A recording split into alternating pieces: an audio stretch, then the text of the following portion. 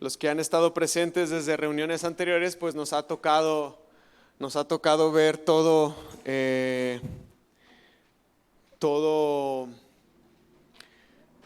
en cadena, ¿no? Una serie, un capítulo tras otro, escena tras escena, verso tras verso.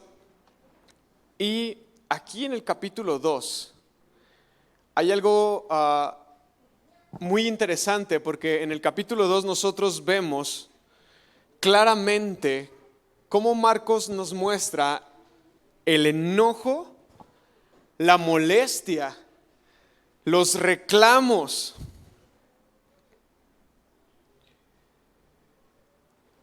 de hombres, los reclamos de estructuras que en apariencia eran los más piadosos, eran los más buenos, eran los más santos, eran los más cercanos a Dios y entre comillas los más espirituales de todo el pueblo.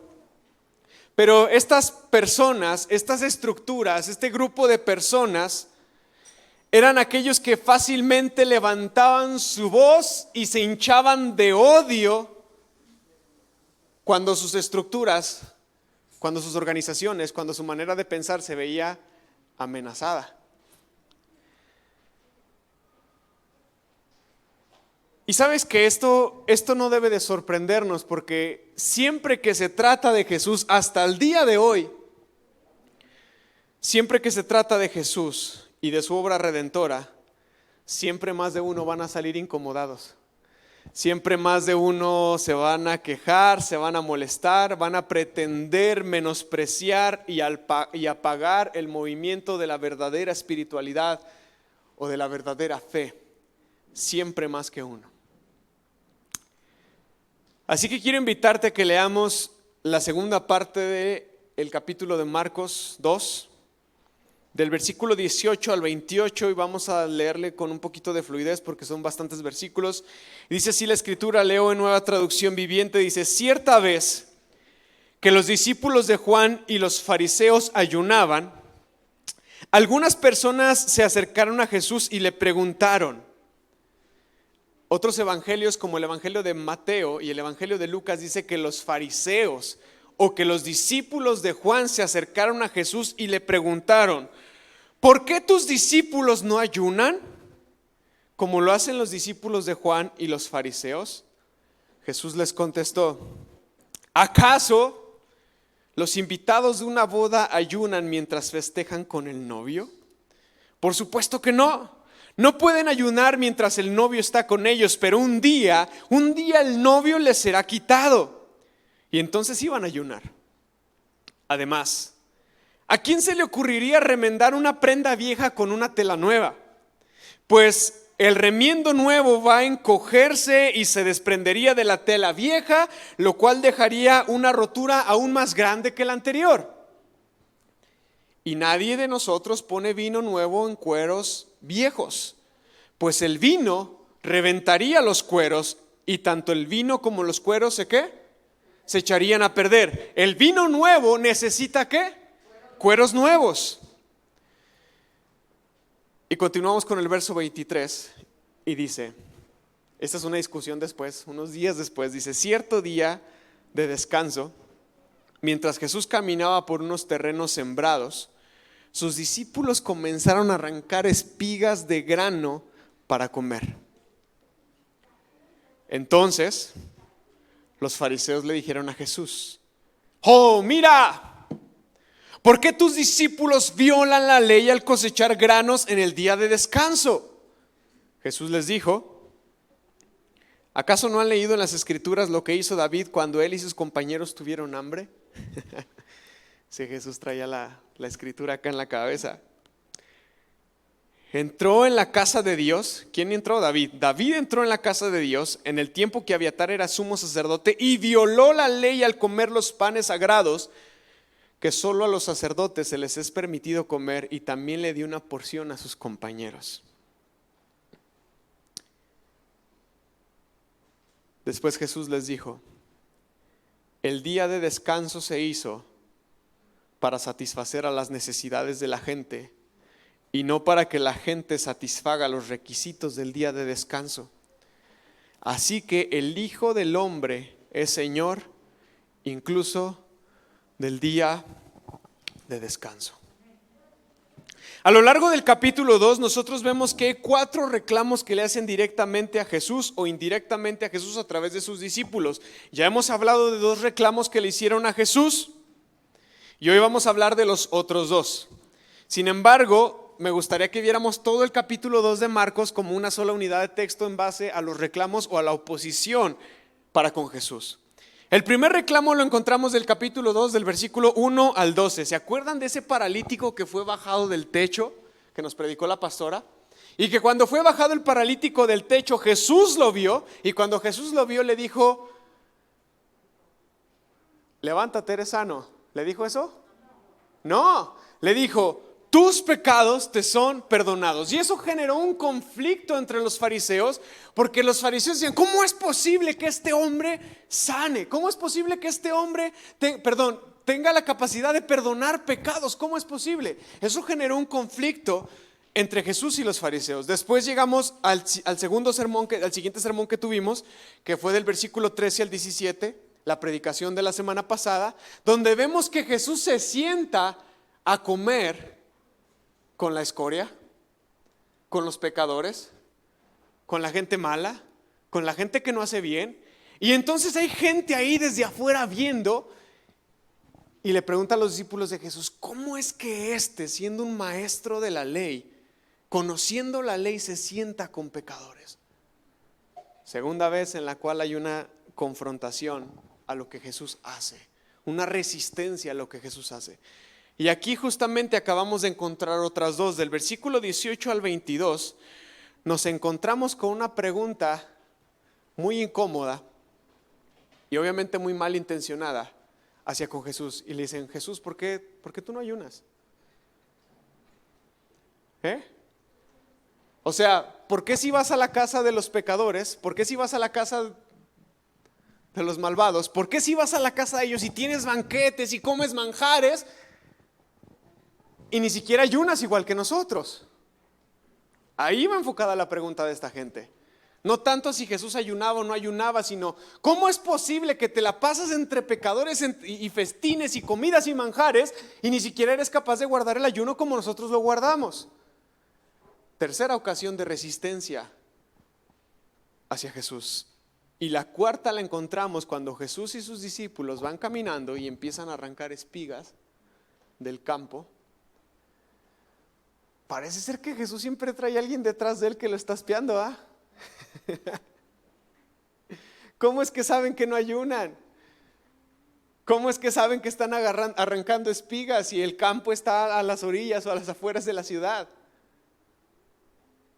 Y cuando ven que los discípulos de Jesús hacen esto, le dicen, ¿por qué están cosechando en un día donde no se permite y donde no se debe cosechar?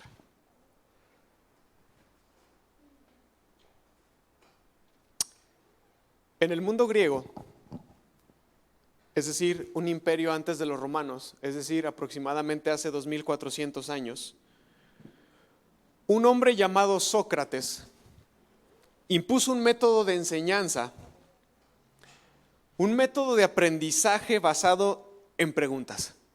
Esto consistía que si alguien venía y te hacía una pregunta, en vez de que tú le contestaras la respuesta o la solución a esa pregunta, tú le contestabas con otra pregunta.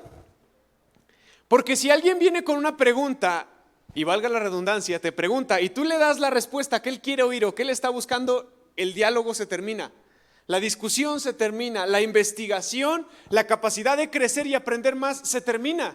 Porque yo tenía una pregunta y fue contestada mi pregunta, entonces ya no tengo nada más que preguntar. Sin embargo, este Sócrates instaura este método de aprendizaje que él lo tituló mayéutica, que nada tiene que ver con el aprendizaje ni la educación. La mayéutica significa dar a luz o parir o engendrar.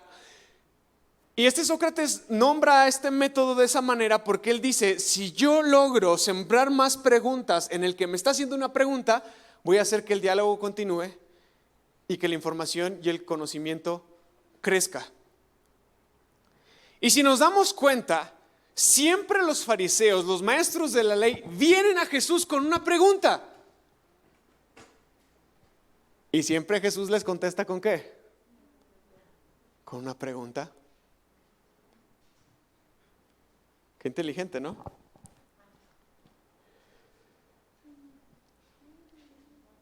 Este método de enseñanza ha sido muy utilizado por los judíos desde el primer siglo, hasta el día de hoy. Hasta el día de hoy. Papás, es una buena forma de producir conocimiento en sus hijos. ¿Y por qué se ponchó el carro? Y contestarle con una pregunta, ¿no? En vez de decirle por qué se ponchó el carro, ¿no? Y entonces que el niño empiece y su mente empieza a trabajar para generar más y más y más conocimiento. Así que estos dos textos que acabamos de leer, particularmente, son muy sencillos, o no sé si ustedes los entendieron con una sola leída, son muy sencillos de entender, aunque a veces nosotros nos complicamos un poco la existencia al querer explicarlos. Voy a explicar uno y luego voy a explicar otro y luego voy a abandonar uno y luego voy a abandonar otro. O sea, voy a estar yendo indistintivamente uno y otro. El primero es, ¿por qué no ayunan? Y el segundo es, ¿por qué están agarrando comida? ¿Por qué están cosechando las espigas? ¿Ok?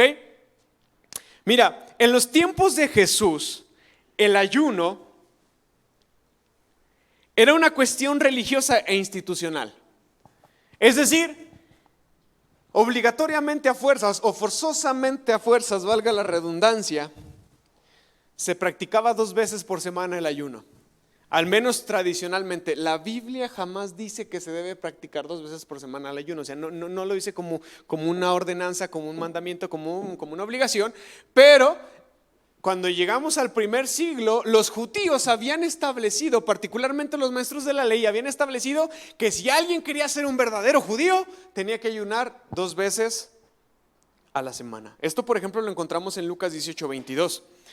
Esta forma de ayuno, como ya lo mencioné, no estaba contemplada en la ley de Moisés, pero sí estaba ahí entre las costumbres de los altos líderes religiosos y políticos de Israel. Por lo cual, aunque no la encontráramos en la ley de Moisés, esta clase de ayuno sí generaba conflicto, porque se había convertido en una moda, se había convertido en una tendencia. ¿Quieres saber qué tan espiritual es Panchito? Revisa si ayuna 2 veces a la semana. ¿Quieres saber qué tan cerca está de Dios María? Revisa a ver si se ayuna 2 veces a la semana. Entonces se había convertido como en una medida que no era obligatoria, pero que ellos la habían convertido en algo tan tradicional que después parece ser que las tradiciones se convierten en obligaciones, ¿verdad? Que si no las cumplimos al pie de la letra, fracasamos como personas, como el caso de una abuelita que siempre para hornear su pavo le cortaba la ala derecha, le cortaba la ala izquierda y le cortaba las patas y así lo mete al horno. Después su hija, al saber que así su mamá hacía el pavo, hacía exactamente lo mismo, cortaba la ala derecha, cortaba la ala izquierda, cortaba las patas y lo metía al horno. Después la nieta. Y luego la bisnieta llega y dice, y mamá, ¿por qué le cortas la ala derecha y la ala izquierda y las patas al pavo? No sé, así lo hace tu mamá. Así lo hace tu abuela. Así lo hace la bisabuela. Y van y le preguntan a la bisabuela, ¿por qué ustedes cortaban el pavo cuando? Y dice, es que mi horno era tan pequeño que no cabía completo, ¿verdad? Pero a veces parece ser que las tradiciones se convierten en una ley, en un mandato, y eso estaba pasando con el ayuno. Eso estaba pasando con el ayuno.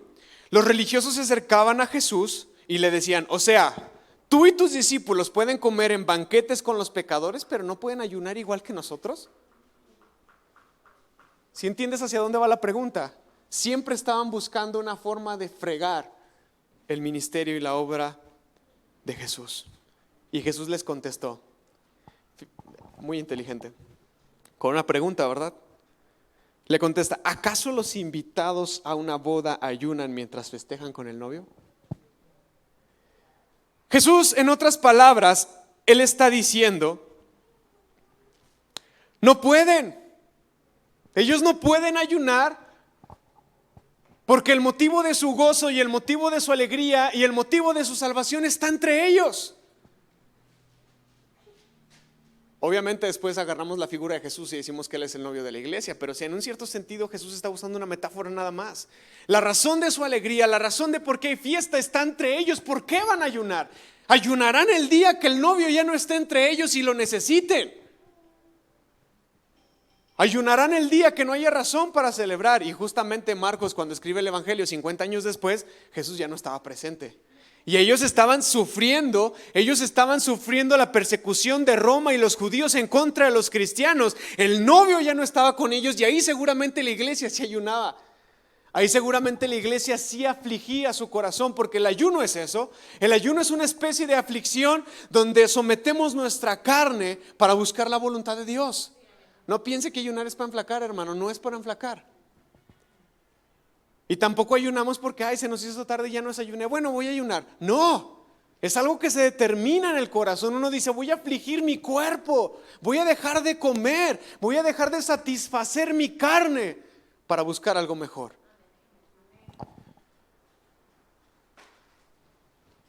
Ningún hombre realmente ora hasta que alguna carga que lo aplasta lo hace caer de rodillas. De la misma manera el ayuno.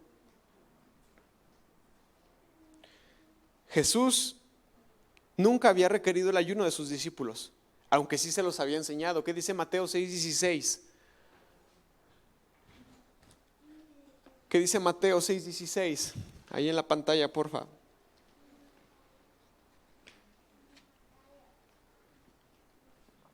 Cuando ayunes, que no sea evidente, porque así hacen los hipócritas.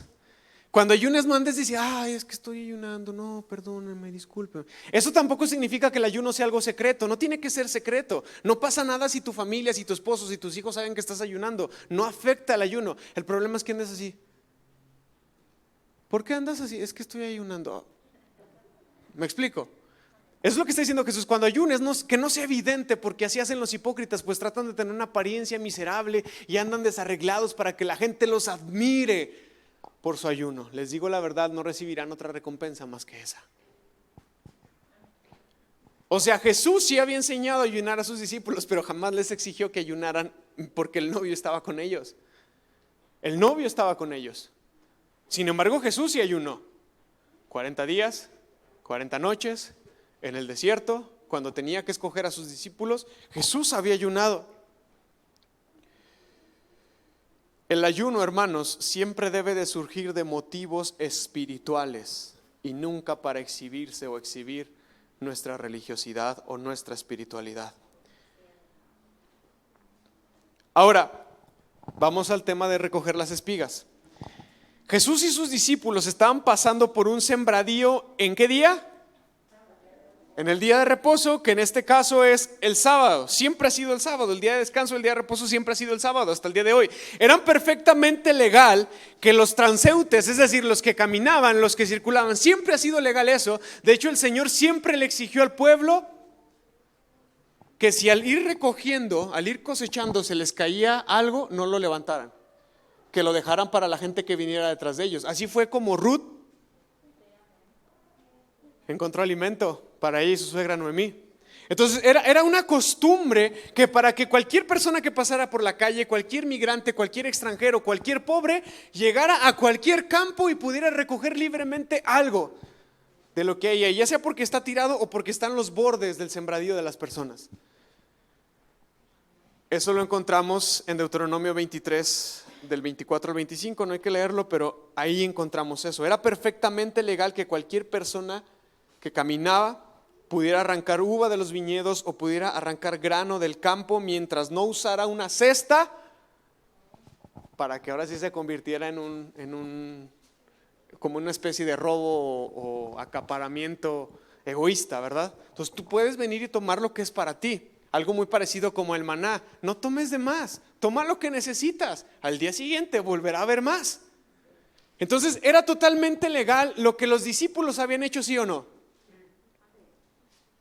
¿Sí? ¿Y por qué se la están haciendo de emoción a Jesús? Los fariseos atacan a Jesús y a sus discípulos. Y te voy a decir algo. A las alturas del primer siglo, en los tiempos de Jesús, el arrancar un poco de grano de trigo, para ellos ya era cosechar.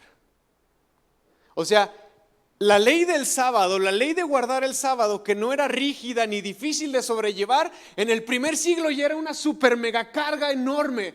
No puedes caminar más de 200 metros, no puedes cosechar, no puedes hacer esto, no puedes hacer aquello, no debes ir para acá. Y hay otro texto que luego lo vamos a ver en la serie donde Jesús los confronta, les dice, si tu burro se cae en un pozo, ¿no haces lo necesario para sacarlo en día sábado?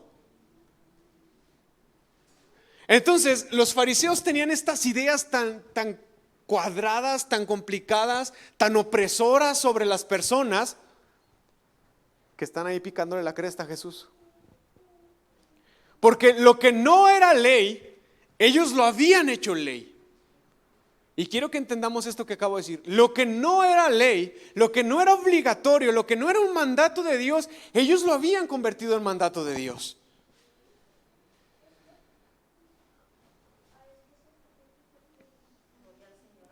Y miren, aunque la ocasión era muy insignificante, la acusación era muy seria. Te voy a decir por qué. Porque quien violaba el sábado debía de ser amonestado, y después de ser amonestado podrían matarlo a pedradas. Entonces los fariseos están ahí bien pilas. También sobre saber qué hace Jesús para ir en contra de él. Así que Jesús defendió la supuesta acción ilegal, porque no era ilegal, pero Jesús defendió la supuesta acción ilegal de sus discípulos contestando con otra pregunta. ¿Cuál fue la pregunta de Jesús? ¿Acaso no han leído en las Escrituras lo que hizo David cuando él y sus compañeros tuvieron hambre? Y me encanta porque las mejores defensas de Jesús siempre las sacó de la Escritura. ¿Te acuerdas cuando Jesús va al desierto y aparece el diablo para tentarlo? Él siempre contestó con la Escritura, él siempre se defendió con la Escritura. Y una vez más Jesús está sacando la Escritura y le está diciendo, ¿que no se dan cuenta lo que David hizo una vez, él y sus amigos, cuando ellos tenían hambre? Sí, entraron al lugar, al templo, que todavía no había templo, pero entraron al lugar, al atrio, luego al lugar santo, y ahí en el lugar santo donde está la mesa de los panes de la preposición, agarraron los panes santos, los panes sagrados, los que se supone que estaban consagrados hacia Dios y los que se supone nadie debería y nadie podía comer más que el sumo sacerdote. David llegó y agarró uno y le dio a sus amigos y comió. Porque el sentido de la vida y la preservación de la vida está por encima de cualquier ley. Siempre. Perdónenme la expresión, pero por eso es estúpido legalizar el aborto. Porque es una ley que va en contra de la protección de la vida.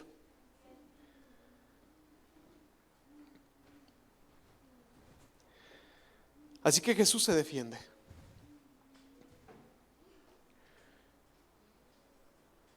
Y vamos al versículo 21 y 22 de Marcos. Marcos 2, 21 y 22, porque estas dos pequeñas ilustraciones son la base de todo el capítulo 2, según el sermón que estoy predicando. Además, ¿a quién se le ocurriría remendar una prenda vieja con una tela nueva? Para empezar, hermanos, las telas no eran sintéticas.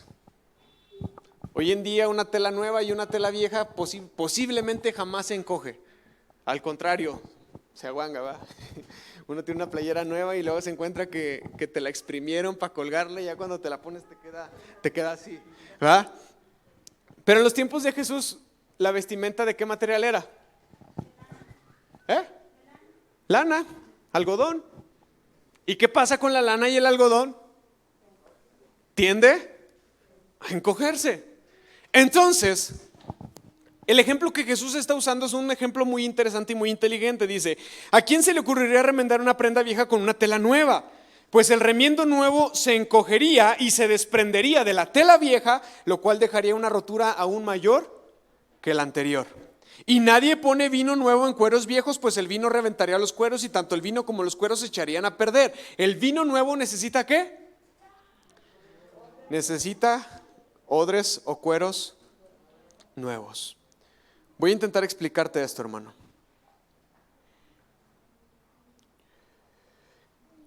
El odre al que se refiere esta pequeña parábola de Jesús es una bolsa hecha de cuero, como una especie de cantinflora, porque si estamos más acostumbrados a ver las cantinfloras, ¿verdad? Que también son de cuero, nada más que últimamente pues ya les ponen un recipiente plástico adentro, pero obviamente las cantinfloras antiguas pues no traían ningún recipiente adentro, era totalmente el cuero bien apretado, bien amarrado, para evitar que los líquidos salieran de ella. Así que el odre al que se refiere Jesús en la parábola es una bolsa hecha de cuero, usualmente un cuero de cabra, y en los tiempos bíblicos se usaba específicamente para contener líquidos. Una vez que el cuero se curtía, se aplicaba una costura alrededor del cuero, dejando solamente un orificio en la parte de arriba del cuello donde era vertido el líquido para su preservación, y después se tapaba con un corcho o con cualquier otro material con el que se pudiera tapar. ¿Hasta aquí estamos bien? Así que el vino nuevo o el vino recién obtenido se vertía en el cuero y se dejaba reposar.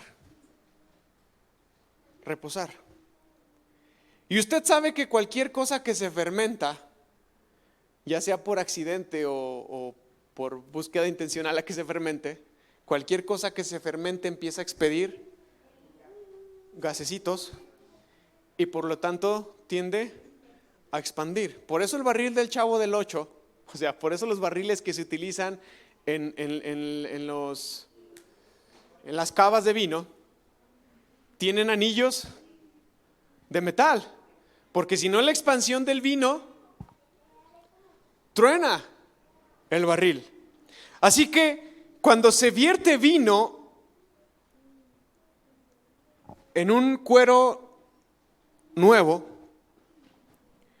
conforme el vino va fermentando, la bolsa se va estirando debido a las emisiones del gas del vino, de la fermentación. ¿Ok?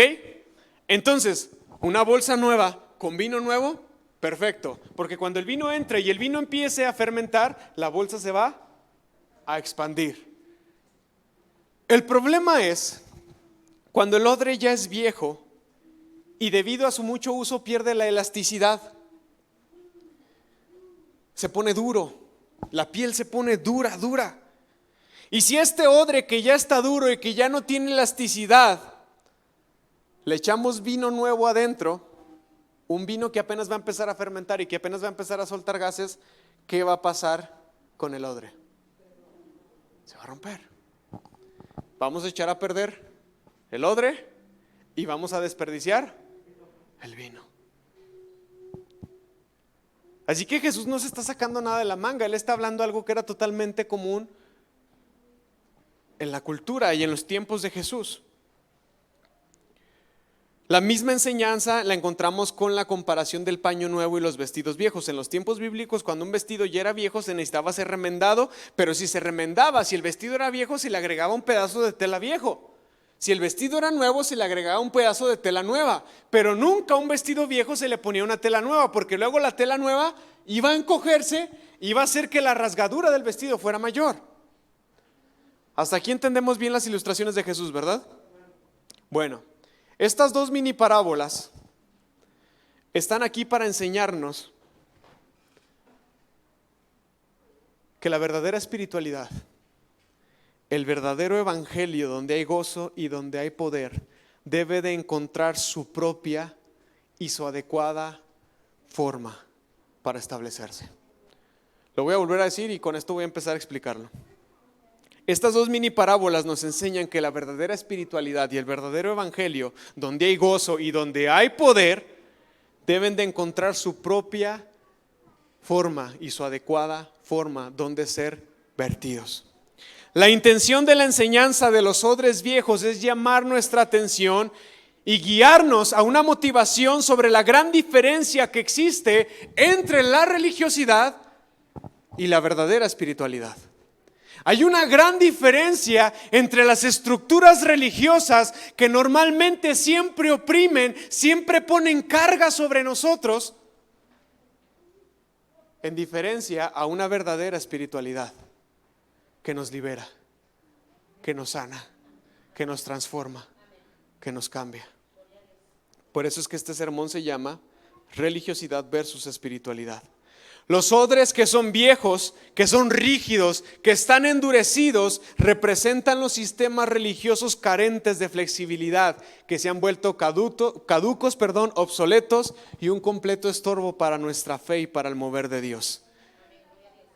Mientras que el vino nuevo representa el mover de Dios y la fe de la iglesia, que están en la búsqueda de una espiritualidad que les guíe por donde el Señor los quiere llevar. Entonces, ¿qué tiene que andar haciendo la verdadera espiritualidad de Dios encerrada en las estructuras religiosas que en vez de ayudar, en vez de liberar, en vez de salvar, oprimen, contaminan?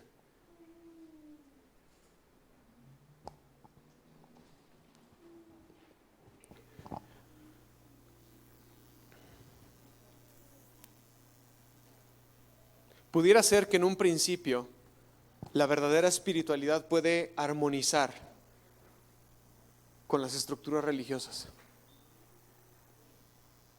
Pero la espiritualidad siempre tiene tendencia a ir en aumento.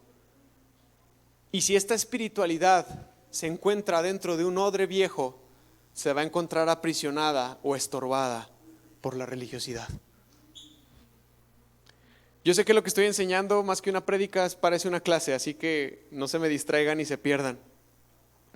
Así como el vino nuevo rompe los odres viejos y se derrama, de la misma forma los creyentes llenos del Espíritu Santo a veces no soportan la opresión de sistemas religiosos diseñados por hombres.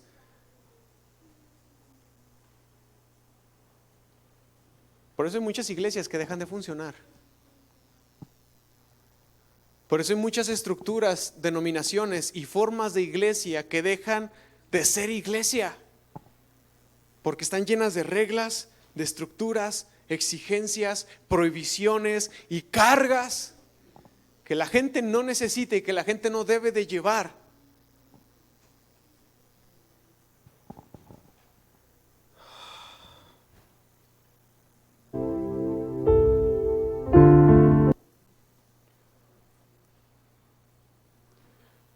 La religión siempre es moldeada por la práctica de cualquier rito.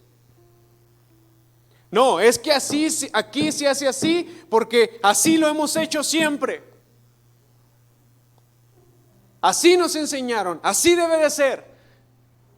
No hay otra forma, no hay otra manera. Tienes que hacer esto, tienes que dejar de hacer aquello, tienes que ir para allá, tienes que entregar tanto.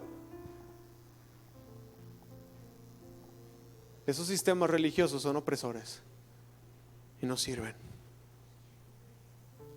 Y van a apagar, y van a dañar, y van a destruir nuestra espiritualidad. Porque la verdadera espiritualidad consiste en entrar en contacto con el reino intangible, pero que es real y es eterno, con el reino de Dios. Bien dijo Jesús en Juan 18:16, mi reino no es de este mundo. Porque si mi reino fuera de este mundo, mis servidores pelearían para que yo no fuera entregado. Mi reino no es de este mundo, porque si mi reino fuera de este mundo, funcionaría con las reglas, con las normas y con las estructuras de este mundo. Pero mi reino no es de este mundo.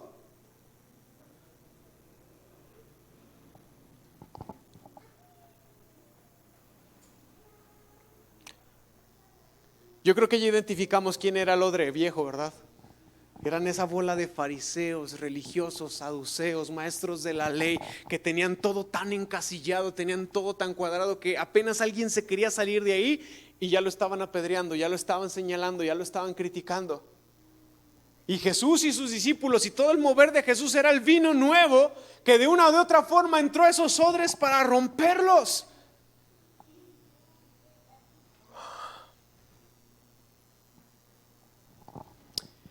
Si bien en aquel entonces esta comparación se ajustaba perfectamente a la religiosidad de los judíos, hoy en día estas palabras desgraciadamente siguen siendo reales dentro de las filas de la fe. Hoy en día siguen existiendo estructuras opresoras dentro de las filas de la fe. Hoy en día siguen existiendo pensamientos y personas opresoras, odres viejos, que intentan encasillar la fe y la expresión de la fe de la gente en simples pasos. Pero el reino de Dios es grande, es más grande que eso, es intangible. Sería imposible encerrarlo, sería imposible definirlo en una serie de pasos y estructuras.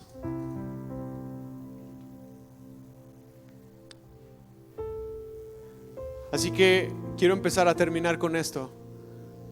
Y quiero decirte que debemos de ser cuidadosos, no poco cuidadosos, ni algo cuidadosos, ni mucho cuidadosos. Tenemos que ser en extremo, escúchame bien, en extremo cuidadosos de dos cosas. Y ese cuidado, aunque sí bien compete a nuestros pastores y a nuestros líderes, ese cuidado extremo es personal. Es algo que tú tienes que cuidar, es algo que tú tienes que atesorar, es algo que tú tienes que guardar. Debemos de ser cuidadosos en extremo con dos cosas. Debemos de cuidarnos de no caer en los lazos de las estructuras y doctrinas religiosas que lo que buscan es encasillarnos, limitarnos, estorbar nuestra fe y estorbar nuestra espiritualidad. Debemos de cuidarnos de eso.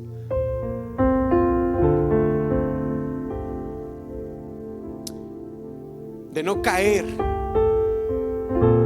no terminar en una iglesia así, de no terminar con unas reglas así. Pero debemos de también tener cuidado, o aún más cuidado, de no convertirnos nosotros mismos en esa clase de estructuras que oprimen y que juzgan a los otros. No, es que si no oras de esta manera, entonces Dios no te escucha. No, es que si no ofrendas tanto, es que si no das tanto, es que si no haces, es que si no vas, es que si no estás presente, entonces Dios no te atiende, entonces Dios no te escucha. Tenemos que cuidarnos de no participar de esas estructuras, pero también tenemos que cuidarnos de que nosotros no seamos esas estructuras.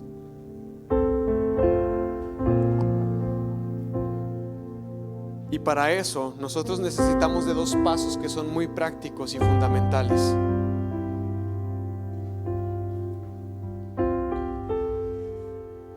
El primer paso es que nosotros debemos de buscar vivir cada día en la novedad, en la renovación del Espíritu de Dios. ¿Por qué? Porque el Espíritu de Dios es un espíritu vivo. Y porque está vivo, es un espíritu que se renueva día con día. Y porque se renueva día con día, el Señor Jesús habló acerca de sí mismo y Él dijo que Él era el espíritu vivificante. El Señor Jesús es el espíritu vivificante. Él es dinámico, Él es transformador. Sería un error de nuestra parte creer que tenemos al Espíritu de Dios y que tenemos a Dios mismo de una forma absoluta en nosotros. Sería un error terrible creer que porque ayer fuimos llenos de Dios, hoy no necesitamos ser llenos de Dios. Creer que porque hace 20 años tuve un encuentro con Jesús, hoy yo no necesito tener un encuentro con Jesús. Me estoy explicando. Sería un error terrible creer que tenemos en absoluto al Señor. Mira lo que dice Efesios 5, del versículo 18 al 21. Efesios capítulo 5, del versículo 18 al 21, dice así la escritura: no os embriaguéis con vino, en el cual hay disolución. No se emborrachen con vino, porque eso les arruinará la vida. En cambio, ¿qué? Sean llenos del Señor en el corazón. La Reina Valera 60 dice: sean llenos del Espíritu Santo. Y esa sugerencia de Pablo de decir sean llenos significa que tiene que ser una búsqueda constante para que siempre estemos llenos del Señor. ¿Cómo podemos llenarnos? Verso 19: cantando salmos, cantando himnos, canciones espirituales, haciendo música al Señor en el corazón. Verso 20. Siguiente versículo, por favor. Y den gracias por todo a Dios el Padre en nombre de nuestro Señor Jesús. Te voy a decir algo: la gratitud es una forma de llenarnos del Espíritu de Dios. Tienes que aprender a ser agradecido.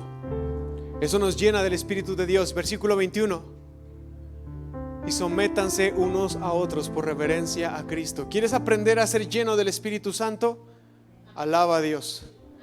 Llénate de la palabra, llénate de la escritura, ora al Señor, clama al Señor, sé una persona llena de gratitud y sirve a otros.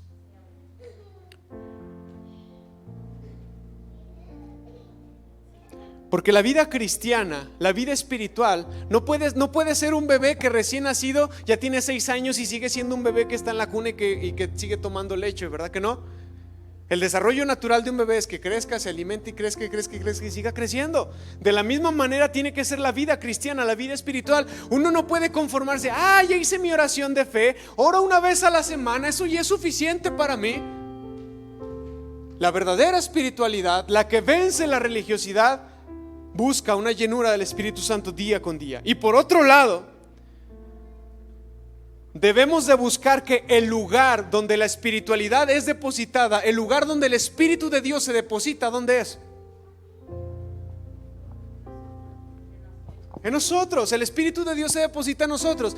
Y debemos de buscar que el lugar donde se deposita el Espíritu de Dios sea renovado día con día. Romanos 12:2. Para ser renovados día con día necesitamos aplicar este versículo. No imiten las conductas ni las costumbres de este mundo. No porque sean malas, hermanos. Hay gente que a veces, ¿y qué tiene? ¿Y qué tiene de malo? ¿Y cuál es lo malo? No tiene nada de malo, pero tampoco tiene nada de bueno. No te va a llevar a ningún lado. No imites las conductas ni las costumbres de este mundo. Más bien deja que Dios los transforme en personas nuevas. ¿Cómo? Al cambiarles la manera de pensar. ¿Quieres tener cambios en tu vida? Tienes que empezar a pensar diferente. No hay otra forma. No hay otra forma de que existan cambios en tu vida si no empiezas a pensar de una manera diferente. Y entonces vamos a aprender a conocer la voluntad de Dios, la cual es buena, la cual es agradable y es perfecta. Es la misma medida del Espíritu de Dios. Y esa misma medida del vino, un vino que es nuevo, tiene que ser renovada en el odre para que el odre también esté listo para recibir el vino. ¿Me estoy explicando? ¿Quieres que haya vino nuevo? Es decir, de forma simbólica, ¿quieres que el Espíritu de Dios sea nuevo en ti? El odre, el recipiente también tiene que ser renovado. Así que día con día uno busca de Dios para ser lleno de Dios, pero día con día uno también busca una transformación. Eso es lo que Jesús estaba peleando con esos fariseos. ¿Por qué tus discípulos no ayunan? ¿Por qué tus discípulos arrancan espigas? Sus estructuras eran tan tontas, estorbaban tanto la espiritualidad. Jesús es el autor de la fe. Él es el espíritu vivificante y Él es la verdadera espiritualidad. Debemos de cuidarnos y guardar nuestros corazones de no caer en el fariseísmo, de no caer en la religiosidad. Y te voy a decir algo, te voy a decir un secreto. Un secreto a voces que todo el mundo sabe pero nadie lo dice. Convertirse en un religioso, convertirse en un fariseo es extremadamente fácil. Caer ahí es tan fácil. Solamente basta con dejar de reconocer la gracia y la obra de Dios en nosotros y empezar a creer que por mis fuerzas, que por mis estructuras, que por lo que yo hago, que por mi disciplina es suficiente para yo ganar el favor de Dios. Cuando alguien te dice, tienes que hacer esto para ganar el favor de Dios, tienes que hacer esto para obtener la salvación de Dios, tienes que hacer esto para esto. Religiosidad, estructuras cuadradas.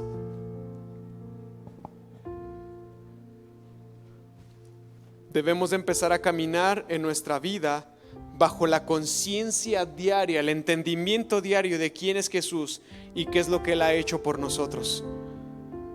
Cómo Él ha hecho lo imposible para nosotros y cómo es que Él nos sigue ofreciendo día con día su amor y su gracia inmerecida. Por ello nosotros necesitamos un corazón sencillo, dispuesto y sobre todo un corazón lleno de fe y de confianza. Y tú puedes caminar, tú puedes moverte en esta seguridad de algo que dice en el Salmo, que la misericordia de Dios es nueva cada mañana.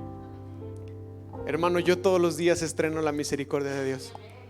Yo no sé tú, pero yo todos los días estreno la misericordia. No me la merezco, pero estreno la misericordia. Y te voy a decir qué es misericordia, y con esto quiero terminar. Misericordia es una palabra compuesta por dos palabras: miser, miseria, miserable, cardio, corazón. La misericordia significa un corazón que late, que vibra por el miserable, por los miserables.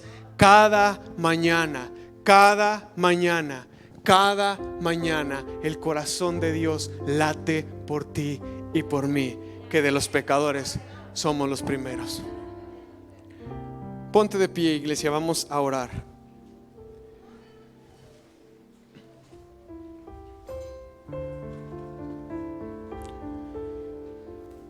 He predicado esto con temor y con temblor, sabiendo que muchas veces nosotros también somos estructuras que estorban. Y lo digo por mí.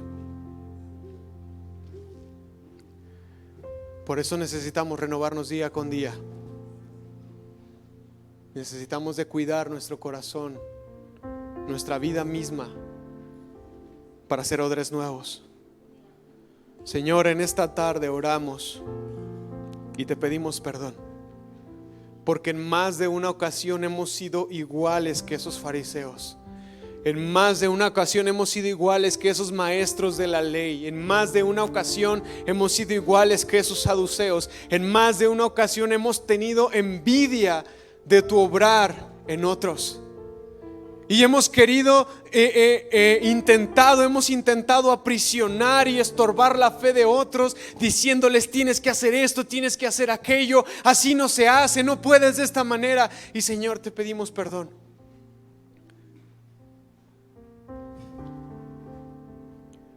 Líbranos, Señor. Líbranos de ser esta clase de estructuras que estorban, que corrompen, que engañan, que dicen la verdad a medias. Señor, líbranos.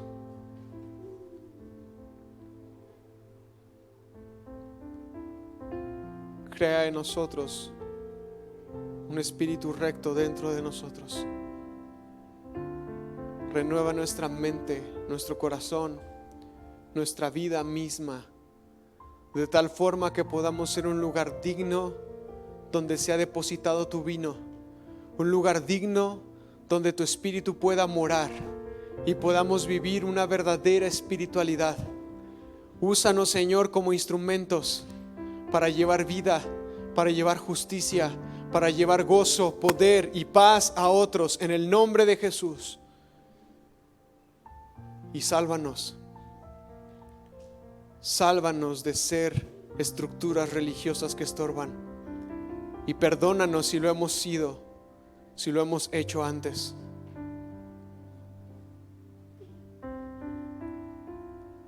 Señor, gracias por tu misericordia. Gracias por ese corazón que late por mí, por nosotros. Gracias, Señor, por tu fidelidad para con nosotros, aun cuando nosotros somos infieles. Gracias porque tu palabra no ha faltado. Ayúdanos a identificar entre religiosidad y espiritualidad y siempre escoger por la espiritualidad. En el nombre de Jesús. Amén. Amén.